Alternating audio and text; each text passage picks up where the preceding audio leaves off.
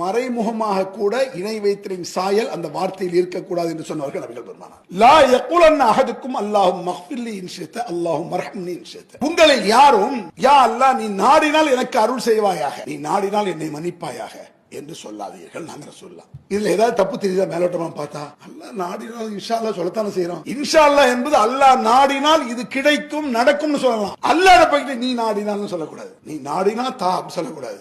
நீ நாடுவதை தவிர ஒரு வழி இல்லைன்னு சொல்லுவாங்க. ரெண்டு வித்தியாசம் எப்படின்னு பாருங்க. ஒரு ஆள்கிட்ட போய் நீங்க ஒரு சொல்ல கடன் கேட்கறீங்க, அவர் கிராக்கி பண்றாரு, நம்மளுக்கு கோவம் வருது. இஷ்டம் இருந்தா கொடு, இல்லனா போகும். நாடினாலும் அதான் அர்த்தம். இஷ்டம் இருந்தா கொடு, இல்லாட்டி போ, நான் வேற யார்ட்டையும் வாங்கிக்கிறேன், அதான் அர்த்தம் இருக்கு. அல்லது என்ன சொல்ல, இஷ்டம் இருந்தா கொடு, இல்லாட்டி போ, நாளைக்கு நீ ஏன்ட்ட வருவீங்களா அப்ப பாத்துக்கிறேன். இந்த கருத்து அதுல வந்து எப்படி யா அல்லாஹ் நீ இஷ்டம் இருந்தால் என் பாவத்தை மன்னி, இல்லனா போ, நாளைக்கு நீ ஏன்ட்ட வரணும்ல அப்படி ஆயிரும். இல்ல இஷ்டம் இருந்தா மன்னிச்சுக்க, இல்லனா போ, வேற அல்லாஹ்வா இல்ல அப்படி ஆயிரும். நம்ம அந்த நோக்கத்தை நினைக்கல, ரெண்டு அல்லாஹ் இருக்குன்னு நினைக்கல. நாம் சொல்லக்கூடிய வார்த்தையில் அப்படி வந்துடக்கூடாது.